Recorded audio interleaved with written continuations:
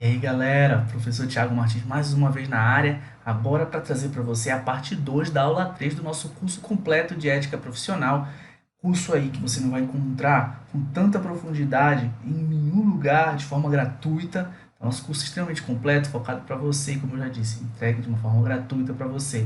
Então, se você puder retribuir, deixando seu like, seu joinha, se inscrevendo aqui no canal, compartilhando esse vídeo com quem esse vídeo vai gerar valor, com quem esse vídeo possa interessar, eu te agradeço muito. Sem mais delongas, solta a vinheta.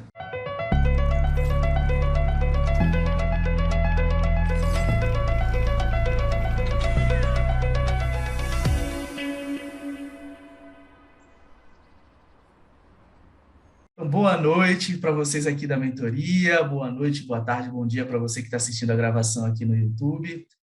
Sejam muito bem-vindos. E assim, você que está assistindo no YouTube não sabe, mas a gente começou a gravar essas aulas em dezembro de 2021.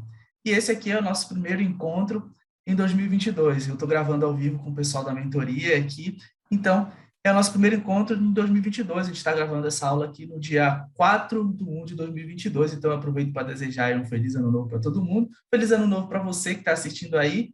Tá? Se você está assistindo em março, abril, julho, dezembro, feliz ano novo para você do mesmo jeito, tá? Que você aí esteja aproveitando esse ano, que esse ano já esteja sendo, para você que está aí assistindo mais à frente no ano de 2022, um ano maravilhoso e que o resto dele continue sendo. E para a gente que está aqui ao vivo, né, dia 4, estamos só iniciando, que esse ano realmente seja um ano primoroso, um ano excelente, né? E para você que está assistindo a gente no futuro, que está no futuro, espero aí que você esteja nos assistindo já num contexto bem melhor, né? Pandemia já, enfim, isso já esteja terminando, vacinação tudo ok, né? A gente não está mais ouvindo mais falar dessas perspectivas aí que abalam a nossa saúde. Bem, gente, a gente vai continuar. Essa aqui é a aula 3, parte 2, tá? Se você chegou agora, está assistindo agora a gravação no YouTube, nós temos outras aulas, a aula 3, parte 1, aula 2, parte 1, parte 2, aula 1, parte 1, parte 2, tá? A sequência está tudo aqui, ó. Tem uma playlist, isso aqui está tudo numa playlist, os links estão aqui embaixo. E o material que eu uso, tá? Está disponível para você também. Os e-books é só você clicar aqui embaixo e baixar gratuitamente. Entendido? Galera aqui que está no Zoom aqui comigo, vamos lá também. Qualquer dúvida é só me chamar. Mas antes de começar, principalmente para vocês que estão aqui comigo no primeiro encontro de 2022, dia 4 de 1 de 2022, mas você também me assistindo em qualquer turno, em qualquer data, vamos lá, a gente tem que começar com vibração, a gente tem que começar com vontade. Então, eu vou fazer uma pergunta no presente, tá? Quem é aprovado e quem é aprovada? Professor, toda aula é isso, toda aula. A gente tem que começar com a certeza, se apropriando da nossa aprovação. Quem é aprovado, quem é aprovada no exame de ordem. Quer ouvir, pode colocar no chat, você também aí assina a gravação, coloca no comentário, fala isso para você, que você é um aprovado, que você é uma aprovada. Tudo bem, galera, é isso aí. É com esse embalo que a gente começa um ano, com essa força que a gente começa um ano, tá? Desse jeito. O pessoal aqui está colocando no chat que eu. É isso aí, gente, é desse jeito. Vamos lá. Muito bem. Então, olha só. E você também, você tem que estar ali tomando posse já da sua aprovação. Continuando, a gente parou exatamente bem aqui na última aula, tá? Nosso último encontro, a gente parou exatamente bem aqui. Deixa eu só ajeitar aqui o zoom. Pronto. Então vamos lá. Tá todo mundo vendo o material aí, né, gente? Tá aparecendo para vocês aí no zoom, para você em casa tá aparecendo também. Tranquilo? Então olha só. Vamos começar aqui o nosso estudo. Só botar aqui uma culpa da contraste. Olha só. Inciso quarto. Inciso quarto, nós temos aqui ter a presença de representante da OAB quando preso em flagrante por motivo ligado ao exercício da advocacia para a lavratura do auto respectivo sob pena de nulidade, nos demais casos, a comunicação expressa a seccional da OAB, tá? Então, gente, isso aqui é muito importante, tá? Isso aqui é muito importante. A gente tem esse aspecto aqui muito importante. Então, olha só, nós temos dois momentos, preste atenção que o texto aqui ele vai falar para a gente dois momentos em que pode haver a prisão do advogado. Claro, somos cidadãos como qualquer um outro e se cometemos um ilícito, poderemos ser presos, sim, em flagrante, tá? Mas tem dois momentos. Percebam que o texto do inciso 4 ele fala para a gente, Ele dá uma situação quando eu tenho aqui a prisão, tá? Por motivo de exercício da advocacia, ou seja, quando eu estou no exercício da advocacia e durante o exercício da advocacia eu acabo cometendo algo que me leva a ser preso em flagrante, tá? Lembrando, tá, que eu não serei preso em flagrante, tá? Se o crime não for inafiançável, ou seja, o advogado, ó, somente poderá ser preso em flagrante por motivo de exercício da profissão em caso de crime inafiançável observado no disposto no inciso 4º deste artigo. Tá? Esse aqui é o texto do parágrafo 3º. Então, primeiro ponto. Advogado, no exercício da profissão, pode ser preso? Sim. Em flagrante? Sim, pode. Desde que o crime não seja inafiançável. Desde que o crime seja inafiançável, perdão. Ou seja, no exercício da sua profissão, você só pode ser preso em flagrante por ato cometido, tá? Caso se entre no rol dos crimes inafiançáveis, a gente não vai entrar nesse rol agora, não é o nosso foco. Mas o que que acontece? O crime, para que você, no exercício da sua profissão, seja preso em flagrante, justifique um auto flagrancial, ele tem que ser um crime inafiançável. Gente, essa primeira parte deu para entender? Ó, advogado pode ser preso em flagrante no exercício da advocacia? Pode. Então, lá no exame de ordem, lá, fulano de tal, beltrano de tal, foi preso no exercício da sua profissão, praticando um crime tal, tal, tal, inafiançável. Ele pode ser preso em flagrante nesse caso? Pode, porque se tratava de um crime inafiançável. Agora, se não há essa informação, ou se demonstra que o crime não era inafiançável e ele estava no exercício da profissão, aquela prisão em flagrante não pode ocorrer, tá? Não pode ocorrer. Então, esse é o primeiro ponto. Tá, e quando ele não está no exercício, Thiago, aí tranquilo, tranquilo. Aí ele é preso em flagrante nas conjunturas normais de prisão em flagrante. Gente, pergunta 1 aqui. Até aqui tá dando para entender? Galera aqui que está comigo na mentoria, o Davi, a Elizabeth, o Hélio, a Natane, né, a Nicole, a Rayane, o Roberto, a Tayane, Cleia, Lene, todo mundo entendeu até aqui? Percebam, tá, que esse texto, ele traz mais de uma situação para a gente, ele não é diretão. Então tá, beleza, já pegamos isso. Então ele traz, primeiro ponto, quando o advogado vai ser preso em flagrante, pode ser preso em flagrante no exercício da advocacia, ou nos demais casos, quando ele não está no exercício da advocacia. Beleza. Ainda fazendo essa diferença. Quando o advogado, porventura, no exercício da advocacia, vier preso, ser preso em flagrante, porque cometeu algo, tá? Um crime considerado inafiançável. Ou seja, só assim ele vai poder ser preso em flagrante no exercício da advocacia. O que mais é necessário? A presença do representante da OAB. E aqui, gente, diferente, preste atenção, tá? Preste atenção, diferente lá da busca e apreensão, que pode acontecer sem o representante da OAB, caso a OAB tenha sido notificada em tempo hábil e não enviou ninguém, como a gente viu, inclusive o próprio STJ já trouxe isso. Nesse caso aqui, tá? Nesse caso aqui, a ausência de presença do representante, tá? Em regra, também vai trazer nulidade, tá? Em regra, também vai trazer nulidade. Então, eu preciso da presença do representante da OAB, tá? Então, este é o primeiro ponto. Este é o primeiro ponto. Ah, Thiago, mas se a OAB não mandar ninguém? Tá, tudo bem. Pode ser, tá? Pode ser diferente lá da questão da busca e apreensão, que eu tenho uma jurisprudência sedimentada. Se a OAB não enviar ninguém, tá? Já te respondo, Davi. Há decisões que já dizem que o auto flagrancial vai ser mantido porque a OAB não enviou ninguém e a autoridade policial não tem que esperar 10 mil anos ali. Tudo bem. Mas a jurisprudência não é tão sedimentada quanto lá do auto de infração, tá? Beleza. O Davi está me perguntando, o representante deve estar onde? No local do flagrante ou na delegacia? Ó, é na lavratura do auto, tá, Davi? Onde é que se lavra o auto? No local aonde se exerce a sua autoridade policial, que é na delegacia, tá? Então, é no momento da lavratura, ó, para a lavratura do auto, tá? Então, o representante da OAB precisa estar presente para a lavratura do auto flagrancial. Deu para entender? Então, esse é o primeiro ponto. Então, aqui é direito, é prerrogativa do advogado, quando ele é preso no exercício preso em flagrante, no exercício da sua profissão, porque cometeu um crime considerado inafiançável pela norma, ter a presença do representante da OAB obrigatoriamente, tá? Agora, se este advogado, ele vier a ser preso em flagrante, tá? Independente, porque a questão do inafiançável aqui é só no exercício da profissão, ó. Se esse advogado vier a ser preso, tá? por um motivo que não seja o exercício do exercício da advocacia, neste caso, não precisa da obrigatoriedade do representante da OAB. Neste caso, basta a expressa comunicação. Então, olha, eu sou preso porque, como caiu numa questão do exame de ordem, porque eu estava furtando vinho, tá? Numa loja de conveniência. Bem, eu não estava no exercício da profissão. Mas, nesse caso, pelo simples fato de eu ser advogado, a OAB deve ser comunicada, tá? A OAB deve ser comunicada em caso de prisão em flagrante. Meninas e meninos, deu para a gente entender isso até aqui? Deu para pegar isso?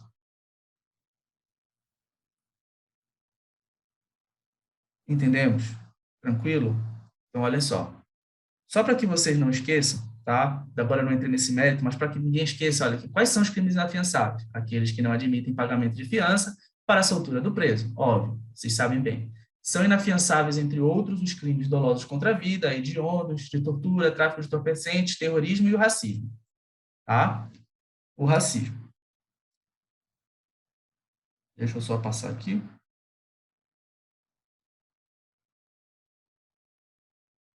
Olha só, eu trago para vocês também. Relativamente, deixa eu só mudar a cor aqui para dar um contraste. Relativamente ao inciso 4 do artigo 7º da lei, julgou-se improcedente o pedido consignado à valia do auto de infração de prisão em flagrante. Caso a OAB devidamente comunicada não se faça presente em tempo razoável, tá? Então, o que acontece? A gente tem aqui, ó, o que a gente tem aqui, ó? Esta situação ali, entretanto, tá? As decisões não são tão corriqueiras, apesar da gente ter aqui duas ADIs tratando do assunto, tá? Só que, mesmo assim, a FGV nunca entrou nesse terreno pantanoso. Mas é importante que você saiba, tá? É importante que você saiba que, ó, se a OAB for devidamente comunicada e não se faça presente, tá? O auto de infração é válido. O auto de infração é válido. Agora, eu nunca vi a OAB cobrar, tá? Eu nunca vi. Agora você está sabendo. Por quê? Porque essa jurisprudência ela não é tão efusiva e efetiva então, em termos de divulgação, em termos de aplicação, quanto a que tange da busca e apreensão dentro de escritório de advocacia. Até aqui, queridas e queridos, deu para entender? Mas eu fiz questão de colocar aqui para vocês a jurisprudência. Tranquilo? Deu para entender, gente? Alguma dúvida até aqui? Alguma dúvida até o presente momento? Beleza? É isso aí, é isso aí. Lembrando que eu estou falando com aprovados e aprovados, tá? Vamos lá, gente, sempre respondo aí. A galera da mentoria, Davi, Beth, Hélio, Marcilene, Natane, Nicole, Rayane, Roberto, Daiane, Roscleia, Vanderlene, Lucas. Tranquilão, todo mundo pegou até aqui? Olha só, vamos continuar. Inciso quinto. Não ser recolhido preso antes de sentença transitada em julgado, se não em sala de Estado Maior. Sala de Estado Maior, tá? Sala condigna dentro de batalhões de polícia militar, de bombeiros, batalhão do Exército, Marinha, Aeronáutica, tá? Sala onde o próprio advogado possa, inclusive, desenvolver suas atividades. Ó, se não em sala de Estado Maior, com instalações e comodidades condignas, assim reconhecidas pela OAB, e na sua falta em prisão domiciliar. Por quê? O assim reconhecidas pela OAB está em vermelho. Galera aqui da mentoria, o que você acha? Você aí que está assistindo a gravação no YouTube, o que você acha? Por que está em vermelho o assim reconhecidas pela OAB? Bem, o que aconteceu? Por força da ADI 1127, a ideia é do tempo da ADIM aqui, né? Mas é ADI, você sabe que o termo agora correto é ADI. Com força da ADI, com base na ADI 1127-8, tá? O STF afirmou que a OAB não tem competência para definir o que é condignidade, o que é algo condigno dentro do âmbito da própria administração pública. Uma sala de Estado Maior, como eu já disse, faz parte, né, dos batalhões de polícia militar, por exemplo, batalhões de polícia militar. Deixa eu só autorizar a entrada de uns colegas aqui, gente, só um momento.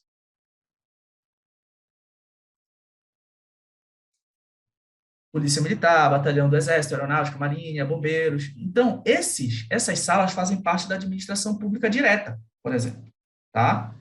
E nesse ponto, o que acontece? A OAB não tem vínculo com a administração pública direta nem indireta, quando a gente for estudar o sistema OAB, a gente vai ver, E logo a OAB não teria competência de avaliar e dizer o que é condigno dentro da própria administração, se não a própria administração.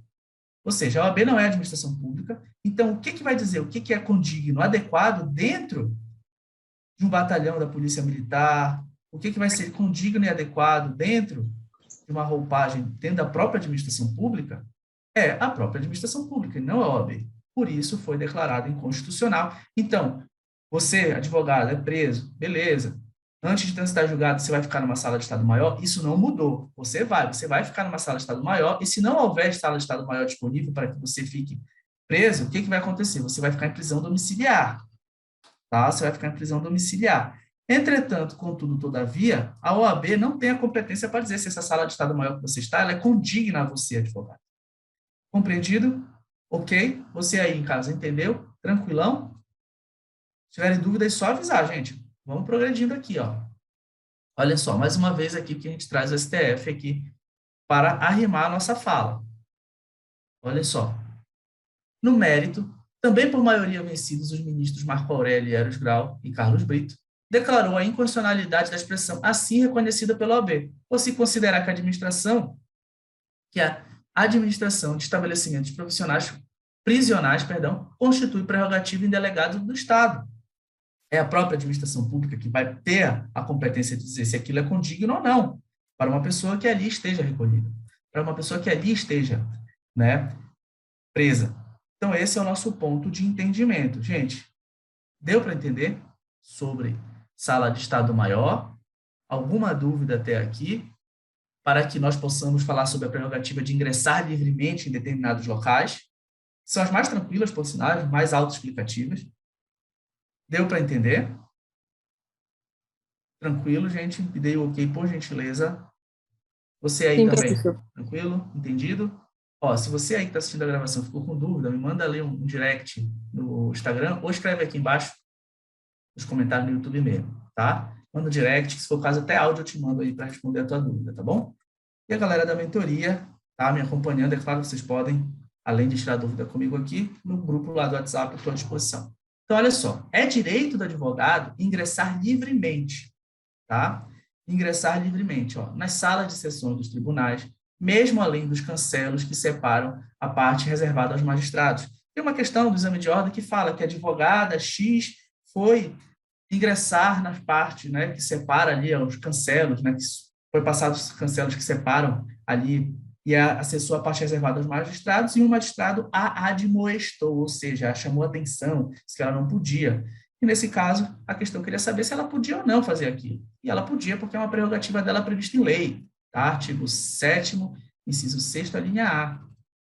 Olha só, nas salas e dependências de audiências, secretarias, cartórios, ofícios de justiça, serviços notoriais e de registro, e no caso de delegacias e prisões, mesmo fora da hora de expedientes, independentemente da presença de seus titulares. Olha só que interessante. Então, ó, você pode ingressar nas salas e dependências de audiências, nas secretarias, cartórios, ofícios de justiça, serviços notoriais e de registro, e no caso de delegacias e prisões, mesmo fora, ó, de expediente, é independente de presença de seus titulares. Se for para você, claro, no exercício da sua advocacia, para exercer a sua advocacia, indispensável à administração da justiça, você tem essa prerrogativa enquanto advogado. Continuando. Em qualquer edifício ou recinto em que funcione a repartição judicial ou outro serviço público onde o advogado deva praticar ato ou colher prova ou informação útil ao exercício da atividade profissional dentro do expediente ou fora dele, a ser atendido desde que se ache presente qualquer servidor ou empregado. Olha só, essa aqui é bem interessante, tá? E essa daqui vai trazer para a gente uma questão, por exemplo, que vai nos fazer lembrar da questão do mandato procuratório. Lembra do mandato procuratório? Nós já estudamos. Você aí que está assistindo a gravação, tá lá na aula 2, a gente já estudou o mandato procuratório, que é a famosa procuração, que outorga poderes para o advogado exercer sua capacidade postulatória em nome de um cliente, ou exercer os poderes, poder prestar o seu serviço de advocacia em nome de um cliente. Ele precisa estar munido de poderes especiais. E esses poderes especiais precisam estar contidos no mandato procuratório, tá? Então, não é qualquer procuração. Eu preciso que naquela procuração esteja dizendo, ó, que eu vou representar o meu cliente, mas é direito do advogado, quando munido desses poderes especiais, ingressar livremente em qualquer assembleia ou reunião de que participe ou possa participar seu cliente, ou perante a qual este deva comparecer, desde que munido de poderes especiais. Então, por exemplo, você é advogado do seu Zezinho. O seu Zezinho não quer ir na reunião do condomínio, que ele tem um apartamento lá, que ele não mora, mas ele tem um apartamento, ele manda o advogado. Você pode ir. A sua empresa vai ter uma assembleia geral. Vai ter uma assembleia geral lá, porque a sua empresa entrou em processo de falência, vai ter uma assembleia geral lá com os funcionários que estão saindo, estão sendo demitidos. Você não quer ir para evitar desgaste, seu advogado pode ir em seu nome, transigir por você, mas ele precisa de estar munido de poderes especiais para isso. Tá? Isso aqui é muito importante. Vamos lá. Permanecer sentado ou em pé e retirar-se de qualquer locais indicado no inciso anterior, independentemente de licença, tá? Já está no inciso 7º, a gente já saiu ali no inciso 6º que fala sobre ingressar livremente. Então, além de poder entrar nesses locais, ele pode permanecer em pé ou sentado, retirar-se dos locais indicados no inciso anterior, independente de licença, é só sair, tá? Vamos lá. Inciso 8º. Dirigir-se diretamente aos magistrados nas salas e gabinetes de trabalho, independentemente de horário, previamente marcado ou outra condição, observando a ordem de chegada. Então, aquela história do magistrado falar que só vai atender advogado segunda, quarta e sexta, de 10 a meio-dia, isso é furado, isso é violação de prerrogativa. Nós temos a prerrogativa de ser atendido, tá? Em qualquer horário, independente, tá? De prévio agendamento. Claro, observando se é possível falar com o magistrado naquele momento, se ele não está em audiência, e observando a ordem de chegada, tá? Você não vai furar ali à frente de outro colega, tá? E, gente, isso aqui também não quer dizer que você tem que brigar com o magistrado, é sempre bom a gente prestar ali, ser sempre solidário, entender que o magistrado tá lotado, então se você puder ali conversar, chegar ali, eu marco, mas, enfim, sempre que eu vejo que eu não quero atender, aí eu levanto essa prerrogativa. Mas eu sempre marco, sempre, até mesmo porque é via Zoom, né, agora, a maioria dos despachos que a gente faz com o juiz, somente, enfim, eu tenho um cliente fora do estado, vou despachar com o magistrado, com a magistrada, ali, você pelo Zoom tem que ser por horário marcado.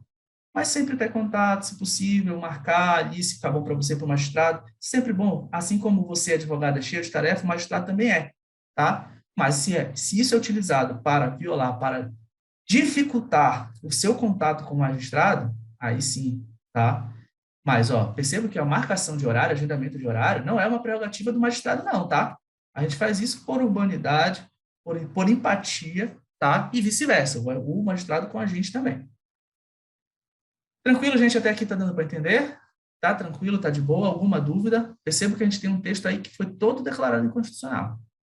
Antes de a gente falar aqui do texto do inciso 9º, que foi todo declarado inconstitucional em duas ADIs, na 11.27.8 e na 11.057. Tudo entendido? Vou fazer aqui o meu listão de sempre. Davi, beleza? Beth, Flávia, Hélio, Marcilene, tranquilão, Natane, Nicole, Rayane, Roberto, Tayane, Cleia, Lene, tudo certo? E você aí em casa, assistindo a gravação, tudo tranquilo? A galera tá em casa também, né? Mas você aí que está assistindo a gravação, tudo tranquilo? Beleza? Pronto, qualquer dúvida, eu estou à tua disposição.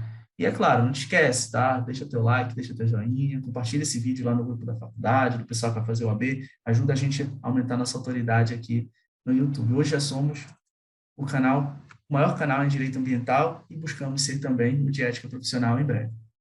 Vamos lá, gente. Então, olha só. Olha só.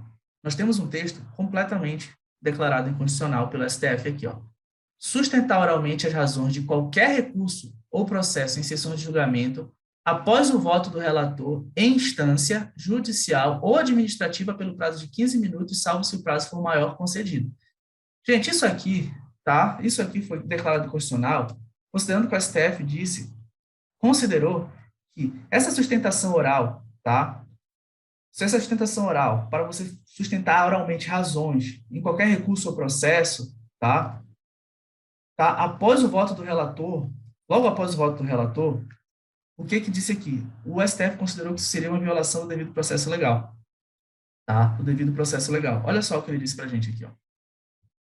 Olha o que que a gente tem aqui dentro dessa ADI. Ou seja, você não vai fazer sustentação oral por 15 minutos logo após o voto do relator.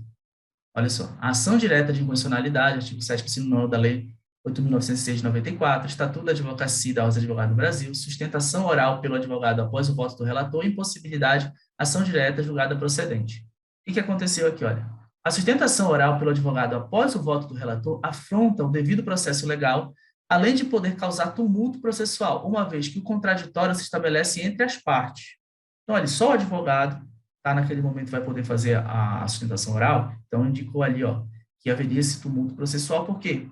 Violaria o próprio contraditório, tá? Além do devido processo legal. Ação direta de inconstitucionalidade julgada procedente para declarar a inconstitucionalidade do artigo 7º, inciso 9º. Bem interessante, tá? Então, olha, essa prerrogativa, ela não é aplicada, nós não temos essa prerrogativa. Ela foi declarada inconstitucional, essa de fazer sustentação oral em processos ou recursos administrativos, processos judiciais, recursos administrativos, sempre após o voto do relator, tá? Então, essa prerrogativa, ela não nos confere. Então, se vier uma questão trazendo que o advogado está cobrando fazer essa sustentação oral após, por 15 minutos após o voto do relator, você vota ali, você marca ali que está errado, ele não tem essa prerrogativa, ele não pode emanar, ele não pode buscar o exercício dessa prerrogativa, porque o STF, tá, em 2 ADIs, tá, considerou essa prerrogativa inconstitucional. Olha só que interessante aqui, ó. Usar a palavra pela ordem em qualquer juízo ou tribunal mediante intervenção sumária para esclarecer equívoco ou dúvida surgida em relação a fatos, documentos ou afirmações que influam no julgamento, bem como para replicar a acusação ou censura que lhe forem feitas. Percebam aqui que você está buscando a palavra pela ordem, e aí você, a partir desse momento que você está buscando essa palavra pela ordem pública, você vai buscar falar em um momento que não necessariamente seria o seu momento designado para você falar enquanto advogado, mas a partir do momento que você percebe que está havendo, você está vendo ali um equívoco que pode ocasionar sério problema para a defesa do seu cliente, dos interesses do seu cliente, para você mesmo, para o devido processo legal, para o contraditório como um todo, tá? Ou dúvida surgida em relação a fatos que precisam ser esclarecidas naquele momento. Claro que você vai justificar ao magistrado. Documentos, afirmações que influam no julgamento, bem como para replicar a acusação ou censura que lhe forem feitos. Por exemplo, que se o outro colega fala que você está faltando com a verdade e outros determinados pontos ali durante uma audiência, você pode usar a palavra pela ordem e se manifestar naquele momento, fazer uma chamada intervenção sumária. Você vai falar naquele momento, tá? Claro, você vai motivar o que está acontecendo, porque você está solicitando utilizando a palavra pela ordem. Queridas e queridos aqui comigo na mentoria, tá dando para entender? Tá tranquilo? Tá de boa? Tá dando para a gente entender? Beleza, vamos lá.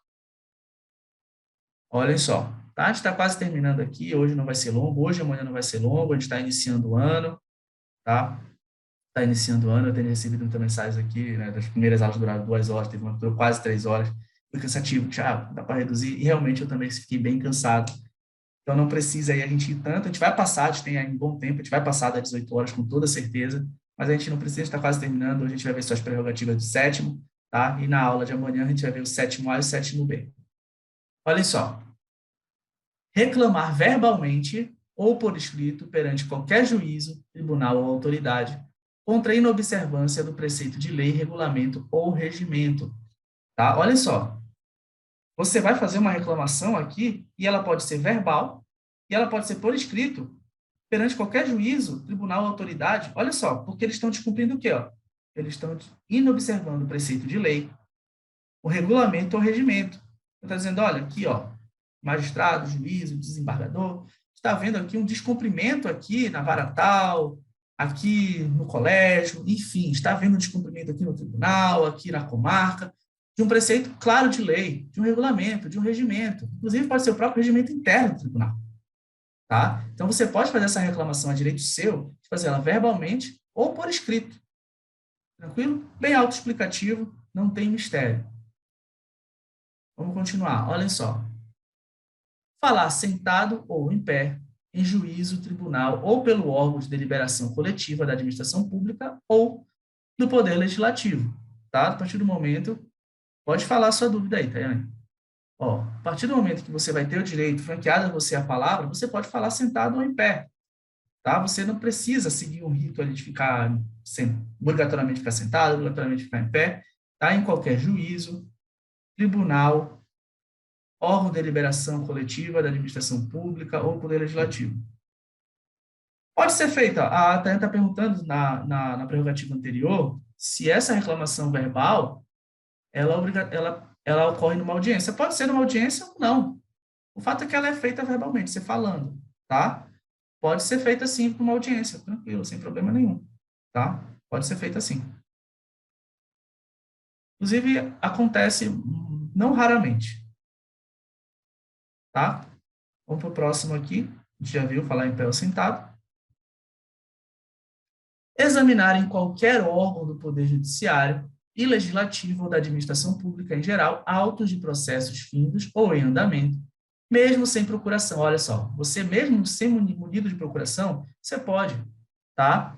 Examinar em qualquer órgão do Poder Judiciário, Legislativo ou administração pública, olha, autos e processos findos ou em andamento, quando não estiverem sujeitos ao quê? Por óbvio, ao sigilo ou segredo de justiça. Aí, nesse caso, não vai poder, mas você, sem procuração, você pode analisar. Isso, por exemplo, hoje no PJ ainda ficou até mais fácil, né? Você basta o número do processo que você consegue ver o processo inteiro. Claro, o PJ registra, que você está ali analisando, fica registrado ali que você analisou aqueles autos. Mas, tá, às vezes, antigamente, no processo físico, às vezes a gente não conseguia ter acesso. Cadê a procuração, doutor? Não sei o que, não posso. E não estava, né? Mas está aí, está concluído? Não, está aqui na secretaria, mas a gente não pode lidar. Aconteceu não uma nem duas vezes. Então, hoje até ficou mais fácil, mas é um direito nosso, tá? Salvo quando o processo estiver em sigilo ou segredo de justiça. Aí não tem como, tá? Assegurada a obtenção de cópias com possibilidade de tomar apontamentos. Inclusive, além de você analisar, você pode obter cópias do processo, né? Hoje o PJ você imprime, mas você poderia obter cópia do processo, em processo fixo, inclusive tomar apontamentos. Você poderia registrar, verificar alguma coisa do que você está analisando. Vamos lá, vamos continuar. Examinar em qualquer instância, examinar em qualquer instituição responsável por conduzir investigação, mesmo sem procuração. Olha só, gente, sempre que vocês olharem ali, o mesmo sem procuração, deem atenção para isso, tá? Deem atenção para isso.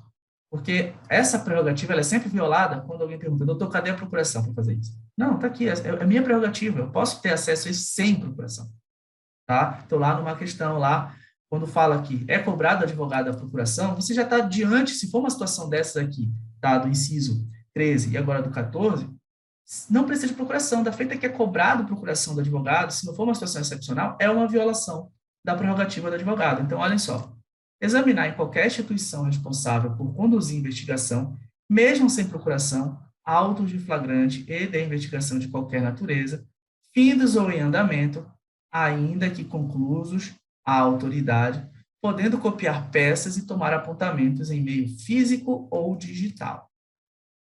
Vou fazer aquela pergunta de sempre. Gente, até agora, alguma dúvida? Está dando para pegar segurança em prerrogativas, que é um assunto que cai muito. É um assunto que cai muito. Está no top 3 ali dos assuntos que mais caem no exame de ordem. Você aí, está seguro, está pegando segurança? Percebo que a gente está indo com muita calma, muita calma. A gente tem muitas horas já gravadas e a gente ainda está no artigo 7º da Lei 8.906 de 94, justamente porque a gente vai com muita calma a cada coisa aqui. Tá? Por isso que eu pergunto muito para você aí que está na gravação, para você. Mesma coisa, Elizabeth, é o mesmo raciocínio, tá? Mesmo raciocínio. Se for sigiloso, o advogado, sem procuração, ele não vai ter acesso, tá? Ao que ele está buscando. É o mesmo raciocínio aí dentro da sua pergunta, tá? Se for sigiloso, aí ele não tem acesso. Tá bom? Vamos lá, vamos continuar.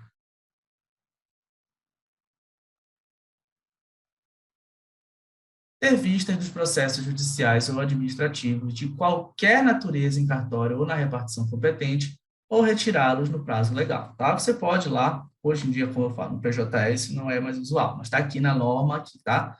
Você ter vista de processos judiciais ou administrativos em qualquer natureza, você vai lá no cartório ou na repartição competente, retira, tá? E você vai ter o prazo legal para devolver, tá? lembro quando eu estava na gestão, fazia parte da seccional de um município aqui no interior do estado do Pará, enquanto advogado da OAB, seccional não, na subseção, perdão, na subseção da Ordem dos Advogados do Brasil, de um município aqui no interior do Pará, vira e mexe, entrava em contato conosco lá para a gente tomar alguma ação, fazer alguma ação de alguns colegas que tiravam os autos, né, para ter vistas, às vezes até em carga rápida, e, enfim, 3, 5 meses o processo lá com o advogado. Se realmente, 3 meses, 4 meses eu estava lá com o advogado. Eu dava conta do, cadê, onde é que está? Eu tinha que ir atrás do advogado. Às vezes ele era de outra cidade, não era do mesmo interior ali que a gente estava. Era bem complexo isso aí. Vamos lá, gente. Retirar autos de processos findos, mesmo sem procuração, pelo prazo de 10 dias. Olha só, processos findos. Para quê, Tiago? Para fazer pesquisa, para fazer análise, tá? Fazer uma perspectiva para analisar ali o que aconteceu naquele processo, que pode ser parecido com o outro que ele tá trabalhando, enfim. Claro que hoje, tá? Mais uma vez eu falo, com o PJE, isso aqui acabou perdendo seu objeto. Vamos lá, continuando aqui, olha. Aqui é assunto pesado de prova. Aqui é assunto pesado de prova, é o nosso famoso desagravo. É o desagravo público, é quando a OAB externa o seu descontentamento, ela desagrava, ela está demonstrando publicamente o descontentamento pelo fato de uma autoridade, ou pelo fato de ter ocorrido, ou pelo fato de um órgão ou entidade como um todo estarem violando prerrogativas dos advogados. Aconteceu recentemente no estado do Pará em relação à Secretaria de Administração Penitenciária, tá? Por exemplo.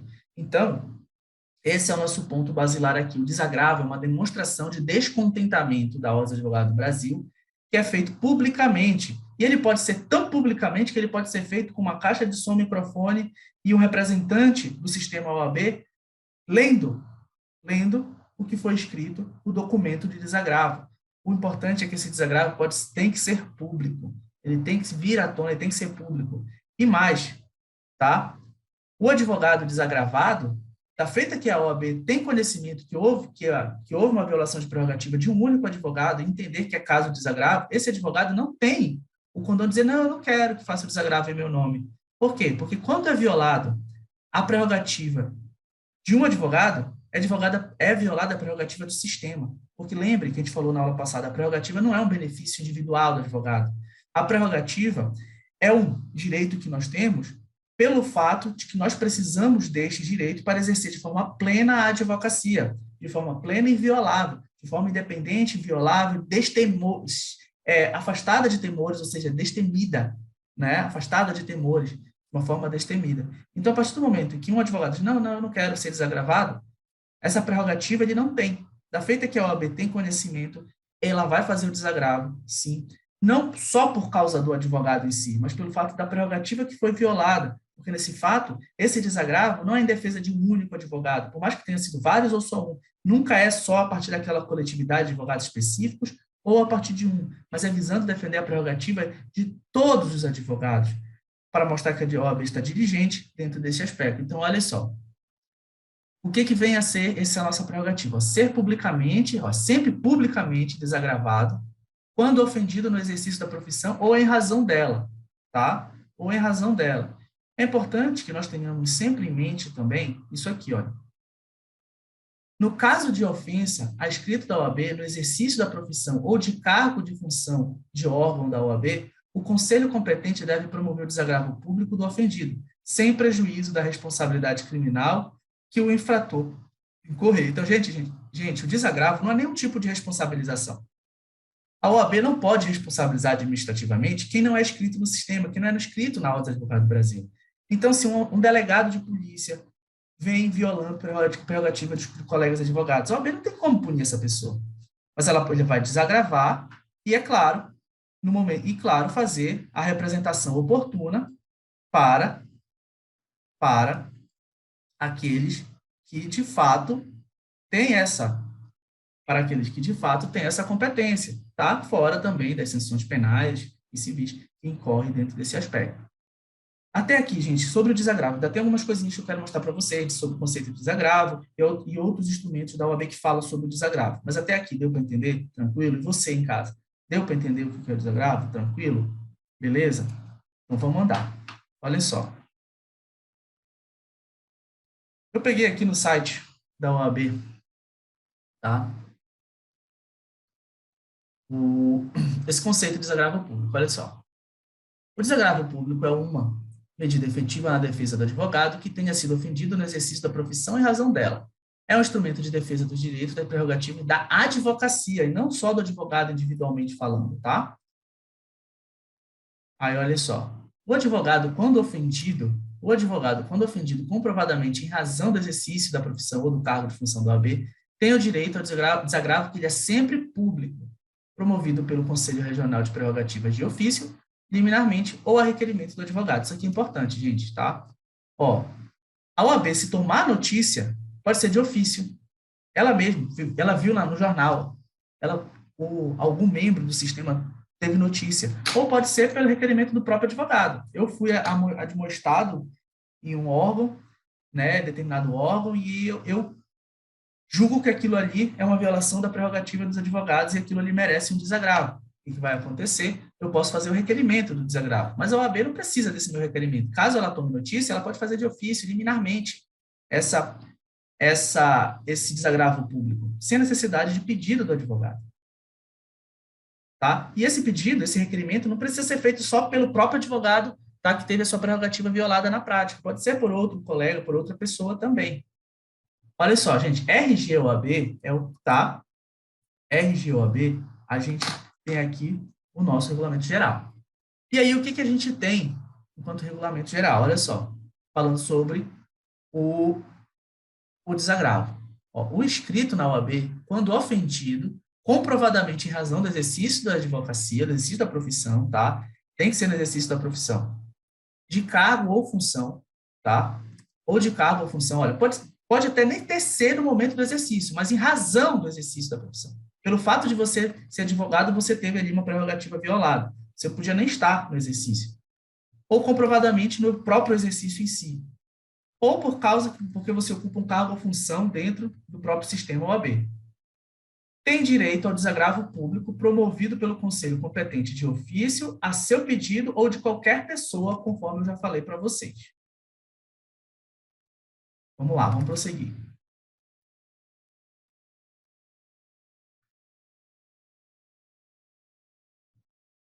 Olha, ainda no RGOAB. O desagravo, deixa eu só mudar a cor aqui para dar um contraste.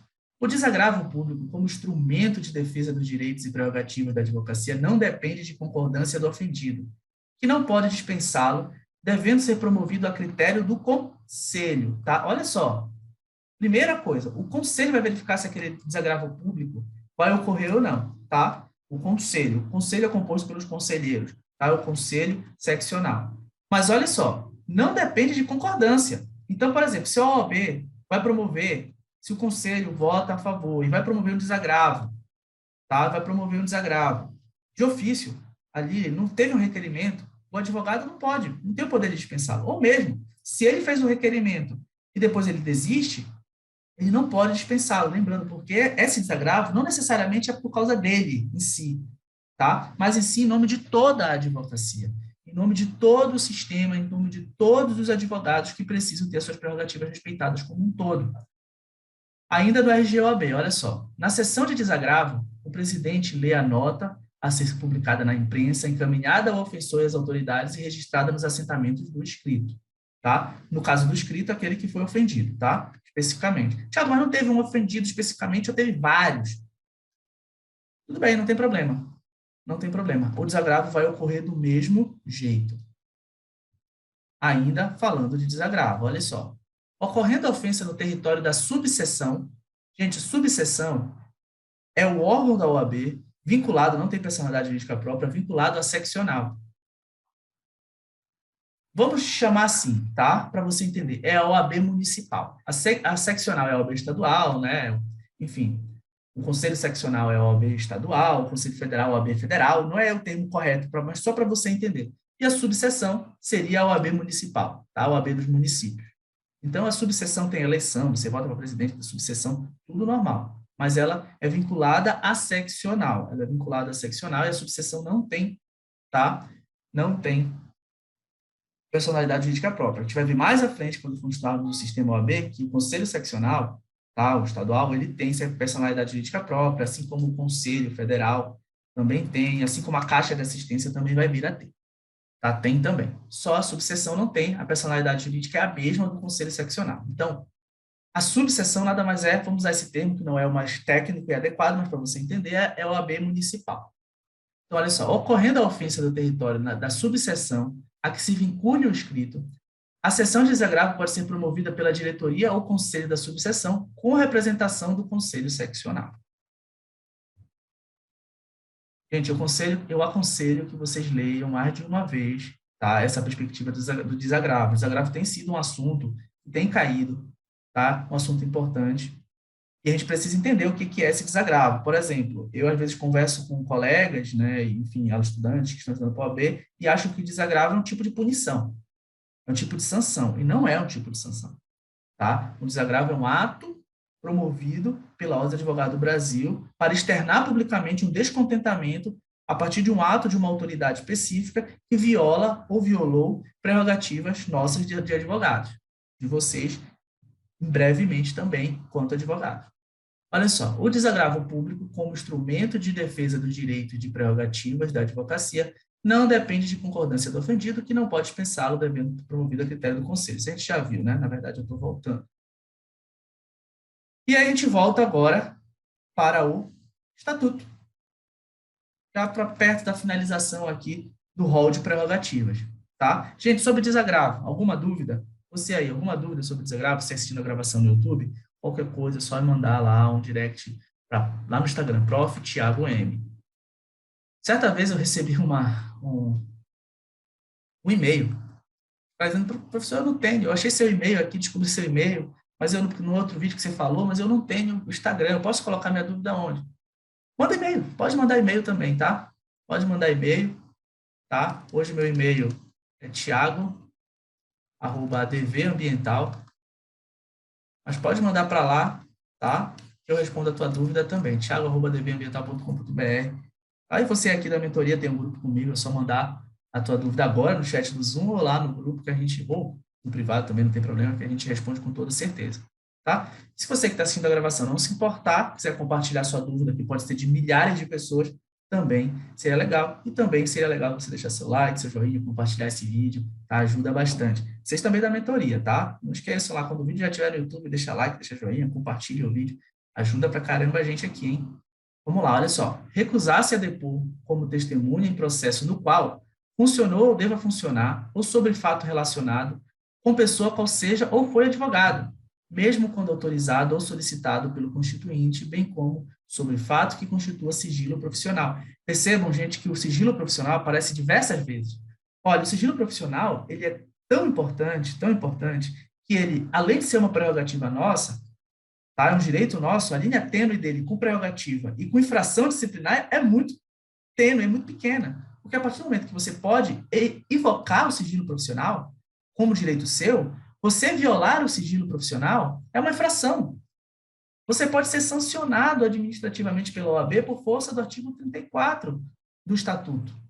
Está lá, violar o sigilo profissional é uma infração disciplinar, é uma infração ética. Logo, além de ser um direito seu, é um dever, é um famoso poder-dever que você tem de manter o sigilo profissional. Então, olha só que interessante, aqui é bem autoexplicativo, mas essa parte final aqui, ela é muito interessante, olha só. Vamos pegar o início de novo. Recusar-se a depor como testemunha em processo no qual funcionou, ele pode nem ser mais advogado, ou deva funcionar, sobre fato relacionado com pessoa de qual seja ou foi advogado. Olha só que interessante. Eu posso me recusar, tá, a depor, mesmo quando eu fui autorizado, ou quando o próprio constituinte solicitou que eu depusesse. O sigilo profissional ele vai além da pessoa do próprio advogado, da pessoa do próprio constituinte. Ele é uma prerrogativa que deve ser valorada acima de qualquer coisa. Então, ó, não, vai lá, eu deixo. Não, eu quero que você vá. Não, não vou. Você enquanto constituinte, você enquanto autoridade, não pode me obrigar, porque o sigilo profissional é um direito do advogado previsto no Estatuto, na Lei 8.906 de 94, como você sabe. Deu para entender até aqui, galera? Tranquilidade? Entendemos? De boa? Tranquilo? Eu vou mandar. Olha só. Retirar-se do recinto onde se encontre aguardando pregão para ato judicial após 30 minutos do horário designado e ao qual ainda não tenha comparecido a autoridade, deva presidir a ele mediante comunicação protocolizada em juiz. Gente, olha só isso aqui, tá? Não interpretem mal isso aqui. Tem alguém com o áudio aberto? Deixa eu fechar aqui. Não interpretem mal isso aqui, olha só. Você vai poder retirar-se do recinto onde se encontre aguardando pregão, ou seja, ser chamado para um ato judicial? Pode. Após 30 minutos do horário designado, não teve nada, você pode ir embora. Você pode retirar-se para fazer suas outras coisas, porque advogado é ocupado? É. Mas percebam que a lei traz um aspecto muito importante, olha. E ao qual ainda não tenha comparecido a autoridade que deva presidir ele.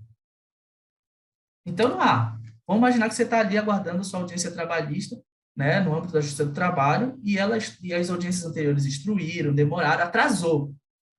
Sim, isso não justifica você ir embora, tá? Não justifica você, 30 minutos depois, você ir embora ali e dizer, olha, protocolei isso aqui porque atrasou. Não, não justifica, tá? Não justifica. É importante que você tenha essa premissa aqui, tá? Então, você tem aqui, olha, você tem o direito de se retirar caso o pregão atrase 30 minutos do horário designado? Pode. Mas quais são os requisitos? A autoridade ainda não compareceu, tá? Estava marcado para 8 e o magistrado deu 10, ele nem apareceu, tá? Isso ocorria muito antigamente. Hoje não vejo mais isso ocorrer, não. Pelo contrário, os magistrados estão lá antes do horário, tentando começar as coisas ali. E olha só, além disso, você tem que protocolizar, tá?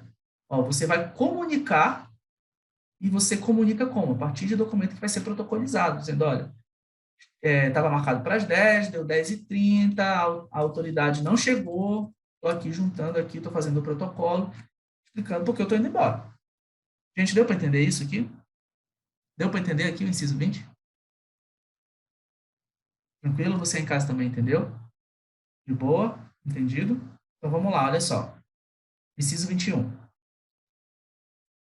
Assistir a seus clientes investigados durante a apuração de infrações sob pena de nulidade absoluta do respectivo interrogatório ou depoimento e, subsequentemente, de todos os elementos investigatórios e probatórios dele decorrentes ou derivados, direta ou indiretamente, podendo, inclusive, no curso da respectiva apuração, apresentar razões e quesitos. A gente só tem a linha A mesmo, tá? As outras não são aplicáveis, tá? Então, ó, apresentar razões e quesitos. Então, ó, perceba aqui que é um direito de assistir o cliente que estão sendo investigados, de você acompanhar a apuração de infrações, ó, sob pena de nulidade absoluta do respectivo interrogatório, depoimento e, subsequentemente, todos os elementos investigatórios e probatórios dele decorrentes ou derivados, direto e indiretamente, podendo, inclusive, no curso da respectiva apuração, apresentar razões e quesitos. Gente, quando a gente está falando aqui, a gente não está falando que você está fazendo exatamente a defesa, o contraditório, tá? Não é isso que a gente está dizendo aqui.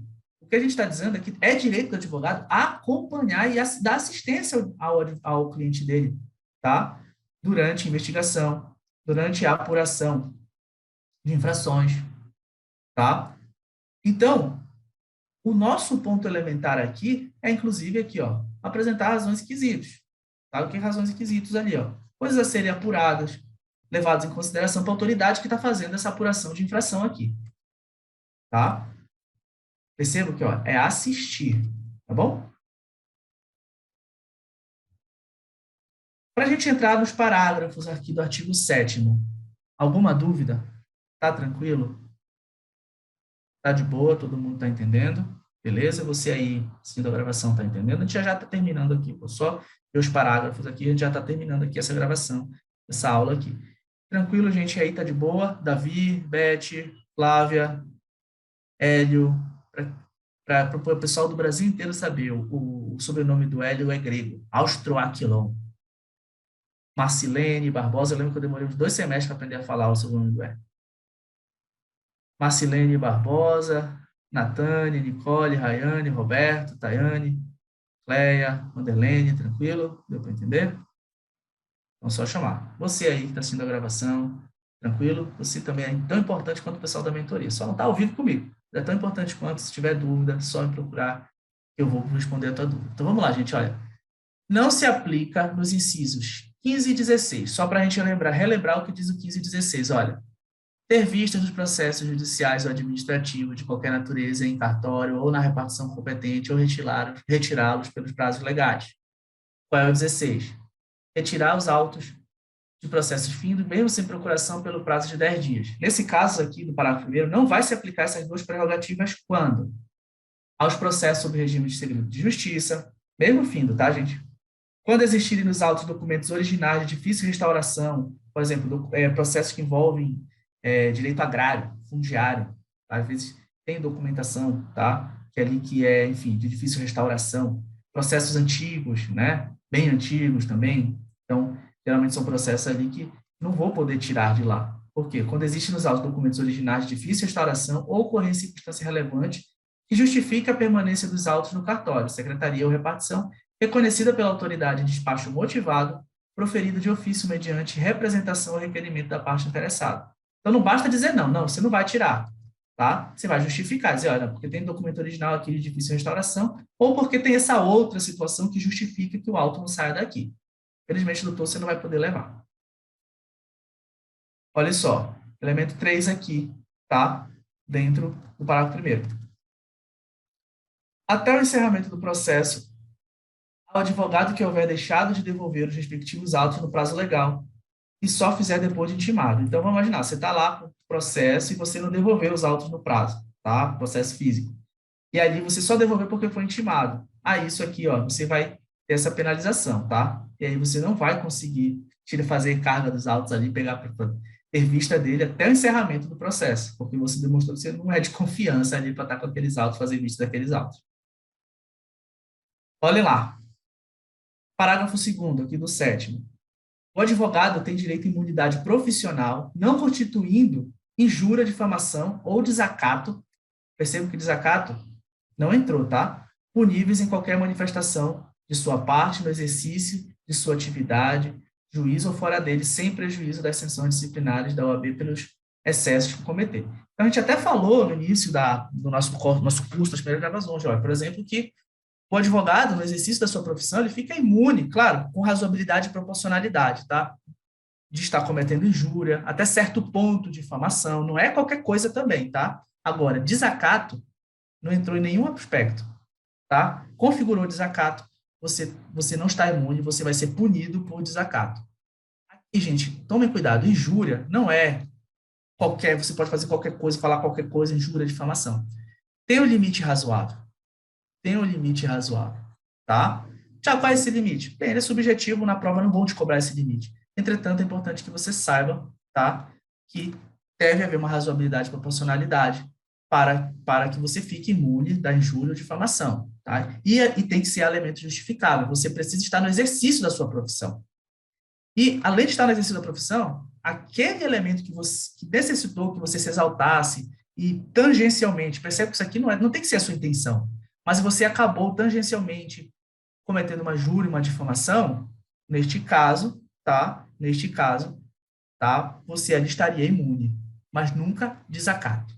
Nunca desacato. Então, olha só, o advogado tem imunidade profissional, não constituindo injúria, difamação ou desacato puníveis, qualquer manifestação de sua parte no exercício de sua atividade, em juízo ou fora dele, sem prejuízo das sanções disciplinares perante a OAB, pelos excessos que cometer. Pelos excessos que vir a cometer, tá? Então, neste caso aqui, ó, claro, dentro de razoabilidade e proporcionalidade, não esquece, dentro de razoabilidade e proporcionalidade, ele vai ficar, a advogada fica imune por seus atos e falas, tá? Em juízo ou fora dele, mas sempre em razão da profissão.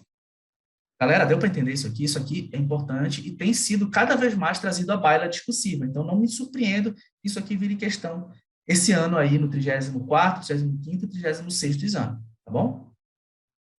Então, vamos progredir. Vamos andando. Tá? Olha só aqui. Claro que eu trouxe a jurisprudência para vocês aí, olha só. Em relação ao parágrafo 2º do artigo 7º da lei, para falar lá do desacato. O advogado tem imunidade profissional, não constituindo injúria, difamação ou desacato puníveis qualquer manifestação de sua parte no exercício de sua atividade, em juízo ou fora dele, sem prejuízo das sanções disciplinares perante a OAB pelos excessos que cometer. Lembrando, o excesso que cometer, razoabilidade e proporcionalidade. Julgou-se procedente, em parte, o pedido. Tecidos o ministro Marco Aurélio e Ricardo Lewandowski. para excluir o termo desacato, ao fundamento de que tal previsão cria situação de desigualdade entre juiz e advogado, retirando do primeiro a autoridade necessária à condução do processo, tá? Então, percebam aqui que a manutenção do desacato foi uma medida que o STF interpretou como uma medida de equilíbrio. Por quê? Porque o juiz, por diversas vezes, vai precisar ali se impor também para a condução do processo. Então, dentro dessa perspectiva aqui, é claro que juízes, promotores também não vão poder desacatar, ali não vão poder atuar de uma forma efusiva. Lembro que nós falamos de urbanidade, não há hierarquia, mas há a necessidade, há o dever de agir com urbanidade, com cordialidade recíproca entre juiz, promotor e advogado. Eu tive lá no início do nosso curso, lá na primeira aula, na primeira gravação, tá lá. Vamos lá, gente. Parágrafo 3º. O advogado somente poderá ser preso em flagrante. A gente já viu esse parágrafo 3º, eu estou repetindo, tipo agorinha, tá? Por motivo de exercício da profissão em caso de crime inafiançável, observado o disposto no inciso 4º deste artigo. Só para a gente lembrar, olha. Só para a gente lembrar, tá? Ele vai ali, ele vai ser preso, tá? Em motivo, só motivo por crime inafiançável em razão de prisão em flagrante. Então, repetindo aqui, ó. Posso ser preso em flagrante, eu advogado? Posso. Mas quando? Quando eu estiver no exercício da advocacia. Tem mais algum requisito? Sim. O ato que eu pratiquei tem que configurar crime inafiançável. Senão, eu, no exercício da advocacia, advogado, não poderia ser preso em flagrante. Advogado, no exercício da profissão, pode ser preso em flagrante? Pode. Quando? Tá? Quando configurar crime inafiançável. E aí, o que ele vai ter de direito? Esse advogado que foi preso em flagrante no exercício da advocacia? A presença do representante da OAB. Tá? Ele tem esse direito. Mas se a OAB foi devidamente comunicada e não mandar ninguém, como a gente já viu, apesar de não haver a mesma efusividade dessa decisão ao que tange lá a busca e apreensão, é possível, nós vimos a decisão judicial, tá? A jurisprudência dizendo o quê? Que se a OAB foi notificada em tempo hábil e não mandou ninguém, aquele auto de infração continuará sendo válido. Tá? Então, olha só para a gente relembrar o que diz esse texto, ó, ter a presença de representante da OAB quando preso em flagrante por motivo ligado ao exercício da advocacia para a lavratura do auto respectivo, sob pena de nulidade. E nos demais casos, ou seja, quando eu sou preso em flagrante, mas não por motivo da advocacia, ligado ao exercício da advocacia, sou preso furtando vinho, como foi uma questão da OAB, furtando vinho em uma loja de conveniência. A OAB vai precisar participar de algum aspecto? Vai, mas ela, nesse caso, não precisa enviar ninguém, tá? Ela só tem que ser comunicada de forma expressa pela autoridade policial. Parágrafo 4º.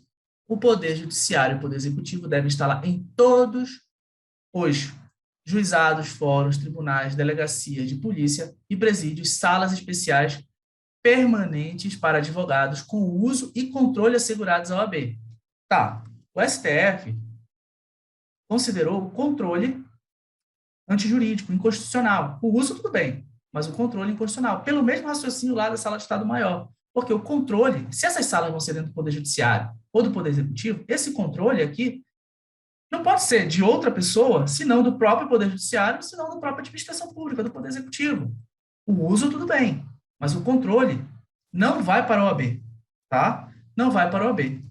O controle permanece ao Poder Judiciário e ao Poder Executivo. Isso foi o que o STF vem falar para a gente, tá? Vamos lá, olha só. Quanto ao parágrafo, deixa eu mudar a cor para dar um contraste aqui. Quanto ao parágrafo 4º do artigo 7º, o Poder Judiciário e o Poder Executivo devem instalar em todos os juizados, fóruns, tribunais, delegacias de polícia e presídios, salas especiais permanentes para advogados com uso e controle assegurado à OAB. Por votação majoritária, deu-se pela procedência parcial do pedido para excluir a expressão e controle, ao atendimento de que todas as hipóteses de utilização do bem público são de controle da administração pública e, no caso aqui, uma sala no Poder Judiciário, no Poder Judiciário, tá? Parágrafo 5º. No caso de ofensa escrito na OAB, no exercício da profissão ou cargo de função da OAB, o conselho competente deve promover o desagravo, como você já sabe, do ofendido sem prejuízo de responsabilidade criminal em que incorreu o infrator. Ó, ser publicamente desagravado quando ofendido no exercício da profissão em razão dela. Tem alguém com áudio aberto aí, gente. Vou verificar quem aqui. Pronto. Então, esse é o nosso ponto, tá? Aqui sobre desagravo a gente já analisou bastante. Vamos lá. O parágrafo 6º e o 7º, ele vai rememorar o que a gente viu no início da última aula. Então, a gente está só revisando porque eu já trouxe o parágrafo 6º e o 7º na outra aula, tá? Eu já autorizei a Rayane. Vamos lá, olha só.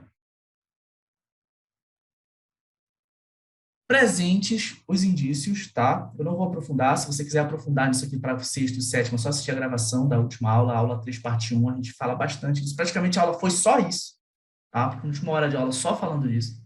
Então, olha só, mas para a gente fazer essa revisão, o presente os indícios de autoria e materialidade na prática de crime por parte do advogado, a autoridade judiciária competente poderá decretar a quebra de inviolabilidade que trata em seu segundo do caput deste artigo, em decisão motivada expedindo mandado de busca e apreensão específico e pormenorizado a ser cumprido na presença do representante da OAB, sendo em qualquer hipótese vedada a utilização dos documentos das mídias e dos objetos pertencentes a clientes do advogado averiguado, bem como os demais instrumentos de trabalho que contêm as informações sobre clientes. E o 7º, a ressalva constante do parágrafo 6º deste artigo não se estende a cliente do advogado averiguado, sendo formalmente investigado por seus pares, como partícipes e coautores pela prática do mesmo crime que deu causa à inviolabilidade. Olha só. Tá? Gente, me deem um ok se vocês estão me ouvindo. Me deu agora aqui deu uma falhazinha na minha... Estão me ouvindo, gente? Todo mundo me ouvindo? Beleza? Alguém com áudio aí pode me dizer um oi, só para ver se eu estou ouvindo vocês? A minha interface de som aqui. Tudo ok, Thiagão. Beleza, obrigado, obrigadíssimo. Vamos lá.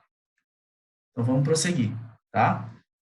Lembrando, gente, nunca uma busca e apreensão em escritório de advocacia pode ter como foco o cliente do advogado, mesmo se ele esteja sendo investigado, mesmo que o cliente esteja sendo investigado como partícipe ou coautor de ato criminoso praticado junto com o advogado. A busca e apreensão, e com muitas e muitas relativizações e muitos pontos específicos, como a gente viu na aula passada, só vão poder ter como foco o advogado. Tá? Esse mandado, a lei de busca e apreensão tem que ser específico, pormenorizado, a OAB tem que ter a presença do representante da OAB, mas o STJ já disse que basta a comunicação em tempo hábil, tá? Para a OAB, para que a OAB envie alguém, caso ela não envie, aquele auto também vai ser, aquele ato policial da autoridade policial vai ser válido. Parágrafo 10º. Os sujeitos, nos autos sujeitos a sigilo, deve o advogado apresentar procuração para o exercício dos direitos que trata o inciso 15, tá? Ó, examinar em qualquer instituição responsável por conduzir investigação, mesmo sem procuração, auto de flagrante de investigação, no qual... Eita, tô falando, tô riscando tudo, deixa eu colocar. Examinar em qualquer instituição responsável por conduzir investigação, mesmo sem procuração, auto de flagrante de investigação de qualquer natureza, findos ou em andamento, ainda que conclusos a autoridade, podendo copiar peças e tomar apontamentos de meio físico, tá? Então, a Elizabeth fez essa pergunta mais cedo para a gente, tá? E aí eu disse que, claro, se for sigiloso, não, tá? Salvo se tiver a procuração. Vamos andar. Parágrafo 11. No caso do inciso 14, a autoridade competente poderá delimitar o acesso do advogado aos elementos de prova relacionados à diligência em andamento e ainda não documentada nos autos quando houver risco de comprometimento da eficiência, da eficácia e da finalidade da diligência. Olha só. E qual é o inciso 14? Examinar em qualquer instituição responsável por conduzir investigação, mesmo sem procuração, autos de flagrante de investigação de qualquer natureza, findos ou em andamento, ainda que conclusos a autoridade, podendo copiar peças e tomar apontamentos em meio físico ou digital. Tá? Neste caso aqui vai ter essa relativização, a autoridade ela pode delimitar o acesso quando for justificável, como a norma já apresentou. Parágrafo 12. A inobservância dos estabelecidos no inciso 14, o fornecimento incompleto dos autos ou fornecimento dos autos em que houver a retirada de peças já incluídas no caderno investigativo implicará na responsabilização criminal e funcional por abuso de autoridade do responsável. Quem pediu acesso do advogado com o intuito de prejudicar o exercício de defesa. Lembrando, a advocacia é inviolável. Se ali não há nenhum requisito que impeça que o advogado tenha acesso, estão violando ali uma prerrogativa, sem prejuízo do direito subjetivo do advogado de requerer acesso aos autos ao juiz competente, tá? O inciso 14, a gente já sabe, acabou de verificar ele, e que ele diz. Vamos lá para o 13. O disposto no inciso 13 e 14 do caput deste artigo implica integralmente ao processo e a procedimentos eletrônicos ressalvados no parágrafo 10º e 11 deste artigo que a gente acabou de ver. Tá? Então, você vai ter o direito ali, ó, de examinar em qualquer instituição responsável por conduzir investigação mesmo sem procuração, autos de flagrante de investigação de qualquer natureza, findos ou em andamento, ainda que conclusa a autoridade, podendo copiar peças e fazer apontamentos em meio físico ou digital. Queridas e queridos, a gente finaliza aqui, tá, o nosso encontro de hoje. A gente finaliza aqui o nosso encontro de hoje. Acabou as prerrogativas, Tiago? Não, ainda tem. Temos a do 7º-A, que versa sobre a advogada, unicamente a advogada, gestante, lactante, ou que acabou de dar à luz, ou adotante, tá? Deu à luz ou adotante. Prerrogativas específicas à advogada neste contexto, tá? Artigo 7º-A. E temos também o artigo 7º-B, que é recentíssimo, é do ano de 2019, resultado, tá, da Lei de Abuso de Autoridade, que versa e transforma em crime, tá? Em tipo penal, ou seja, lá no 7º-B tem um tipo penal previsto, tá?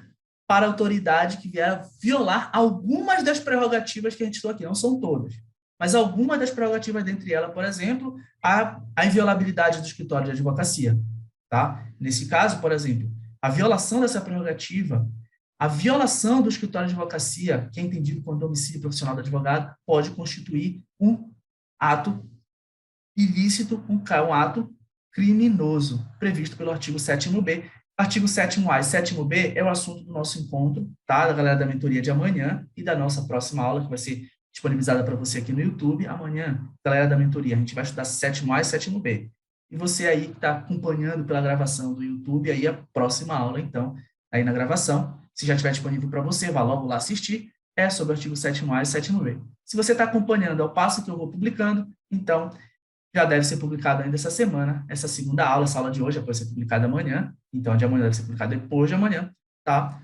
Para isso, sobre 7º-A e 7º-B. Salvo se tiver alguma intercorrência, aí pode ser que ela não seja publicada logo no dia seguinte, tá bom?